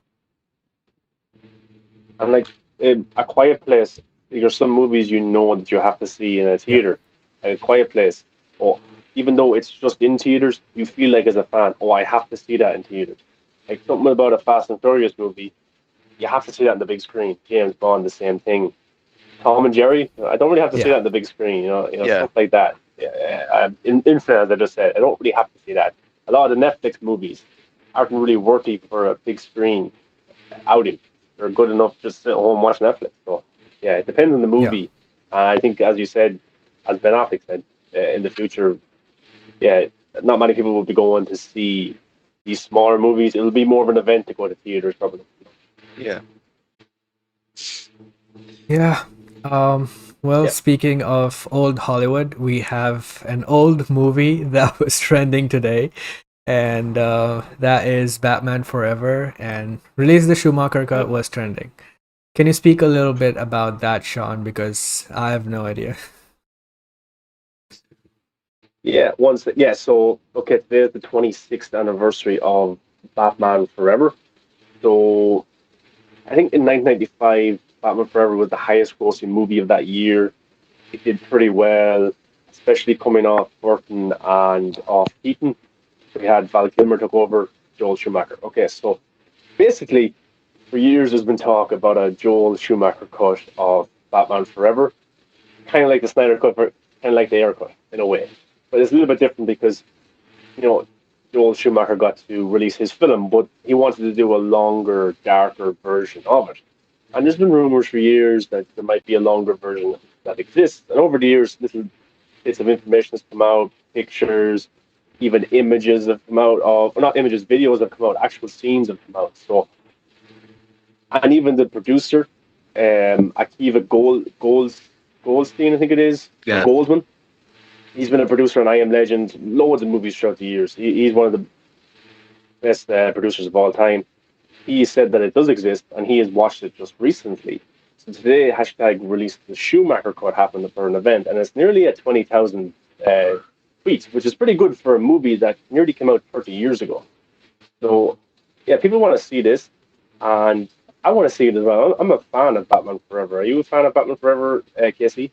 I don't quite remember the movie. I've seen this quite a long time ago, and I've never rewatched it. But I Yeah. believe I do like all the Batman movies, that came out so far. Because every movie had their own kind of aesthetic and world, their own style of Gotham, and there's Mister Freeze puns and all that. Yes, but that was the style of that Batman, and I think it was cool, but it also sold a lot of toys, regardless of what happened inside the movie. Well, Uh, yeah. Yeah, well, he wanted to do a darker version of Batman. He wanted to really dive deep into why did Bruce Wayne decide to become this Batman. He wanted to go into that a little bit more. There's a lot of there's more of a dream kind of sequence with a big giant bat. You've probably seen the images yeah, online Yeah. before. So like, I think there's an extra 45 minutes, maybe even an hour of new footage for this movie, and like even Matteo in the chat says 17,000 tweets so far. Becca says the movie is part of my childhood. I really want to see his vision before Warner Brothers cut it up. And like he understood that Warner Brothers wanted more jokes and stuff, so he kind of, he kind of compromised to a degree. But it was still his movie. But he wanted to do this longer, darker version. And to hear that Akiva Goldsman has just looked at it recently and actually watched the movie, that gives some hope to fans that maybe they're thinking about releasing this in some capacity. And it wouldn't take as much as a Snyder Cut, 70 million to do it. A lot of all those scenes were shot. Yeah. Maybe need a score and stuff like that. There's one shot that maybe needs visual effects, CGI and stuff like that. But yeah, I think today shows that there's very much a fan base there. There's customers, there's consumers that want to pay for this movie. And if you have people who want to give you money, why not just do it? I think it's a great movie for HBO Max. HBO Max original, put it out there in memory of Joel Schumacher, who passed away as well last few years. Sad. But he's a very decorated filmmaker. Go watch his other movies. He's a brilliant filmmaker. And Batman and Robin is a bad movie, but a lot of that was studio interference with the toys and stuff like that. And Mateo goes, I still enjoyed the theatrical cut, but having seen the Red Book fan edit of Batman Forever. There's a lot of potential to achieve greatness. And what Matteo was talking about there is that I like the theatrical cut as well quite a lot. But the Red Book fan edit is somebody got the deleted scenes and some of the leaked scenes and re-edited them into the movie and put score to them. And it's a longer film. I think it comes in around 2 hours and 15 minutes, an extra 15 minutes, maybe 10 minutes. I watched it as well, and it's a pretty good fan edit. But we want to see what Joel Schumacher had in mind. And I'm so interested in it. Just go look it up. There's loads of articles about it, YouTube videos. I've done some myself.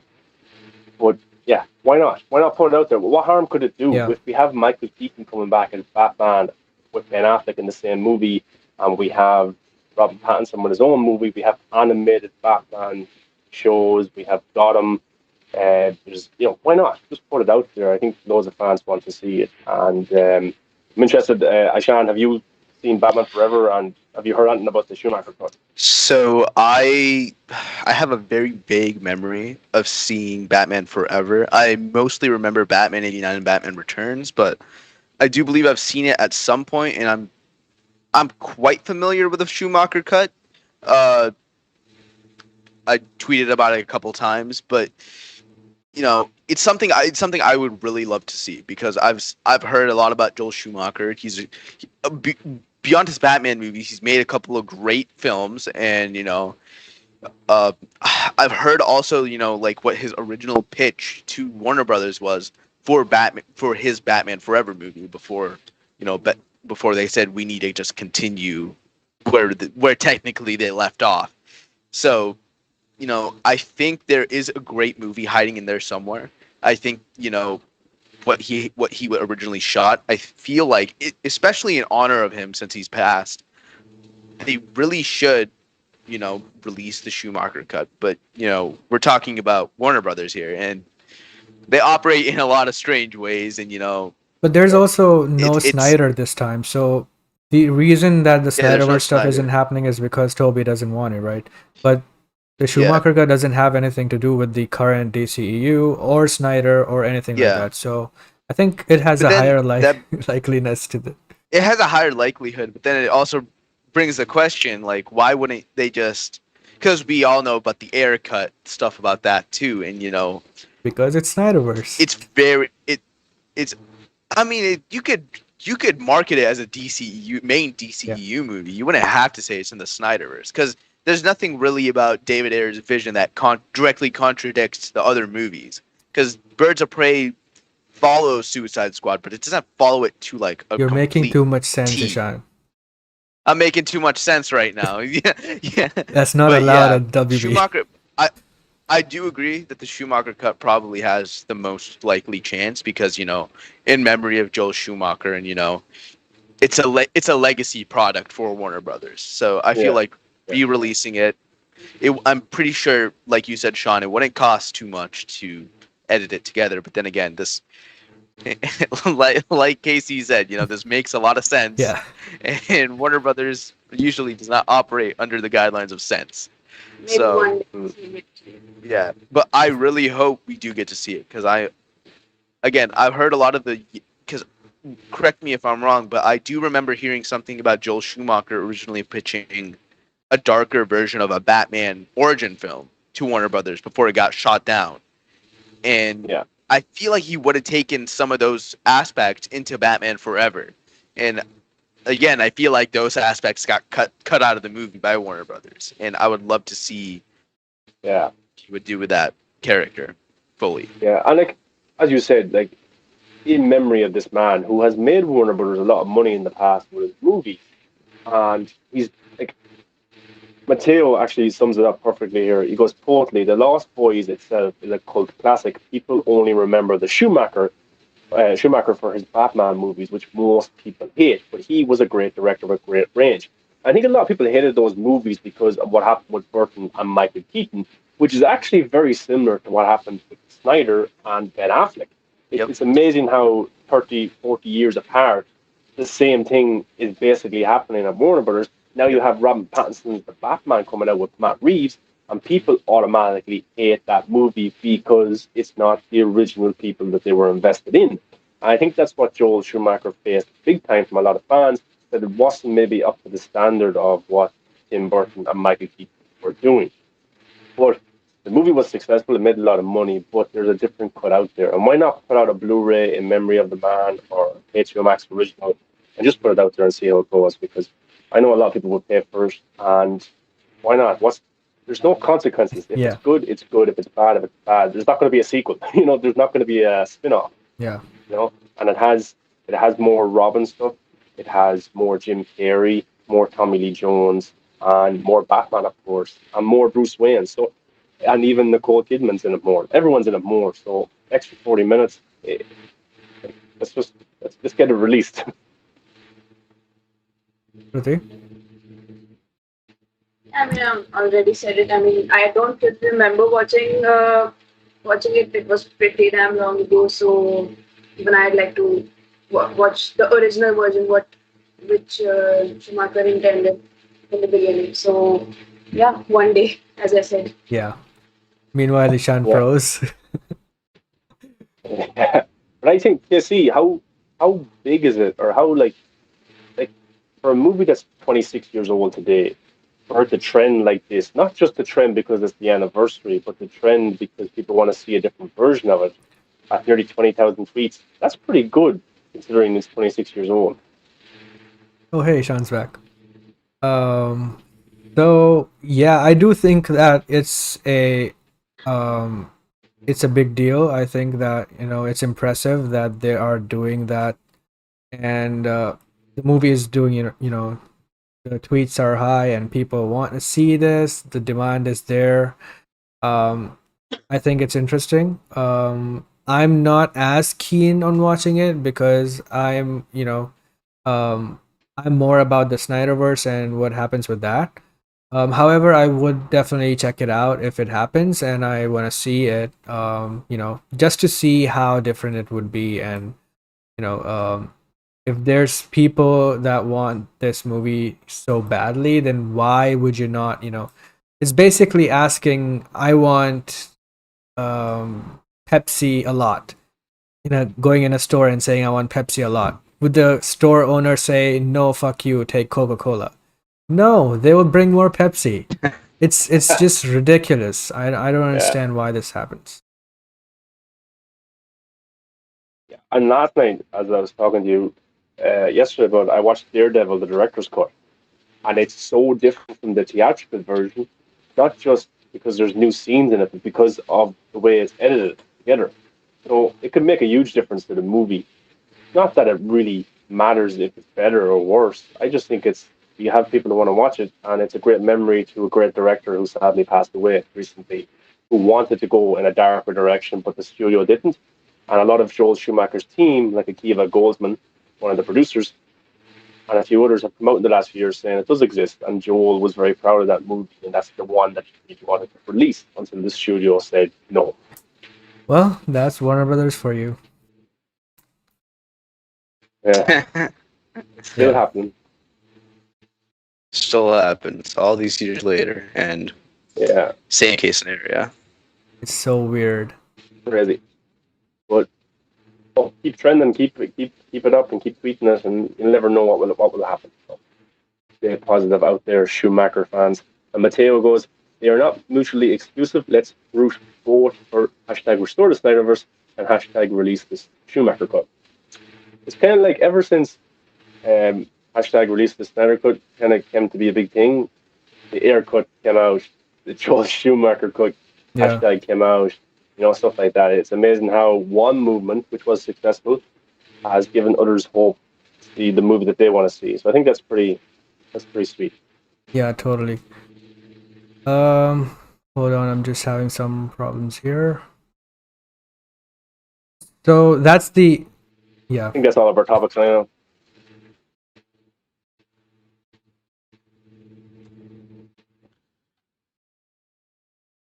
Oh, can you hear me yet? Oh, yes. Okay, sorry. Yeah.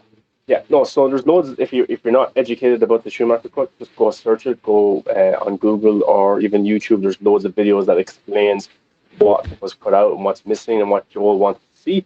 Or just follow the hashtag on Twitter. Click into the hashtag and all the information will come up there as well. People talking about it, and it's a good get in the act and show your appreciation to Joel Schumacher.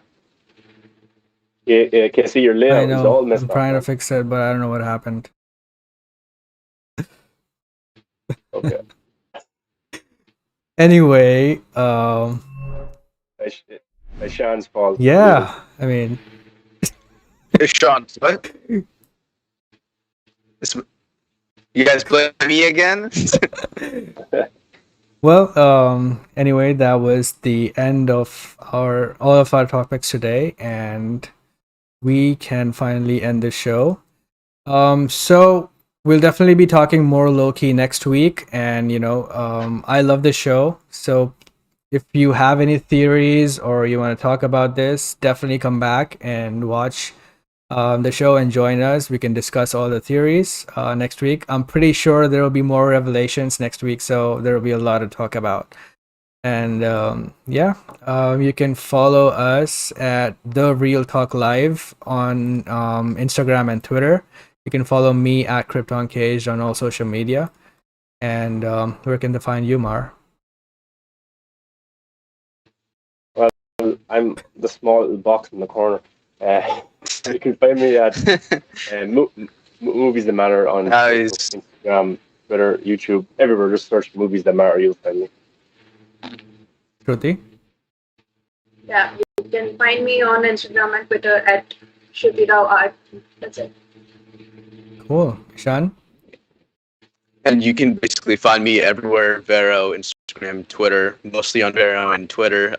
At Sean Senga, just my name. Should just see my face. But You're glitching because of No Way Home, right? I'm. Oh, damn! This is a reference, isn't it? Another one. Holy Yeah. shit! You're in on the marketing act.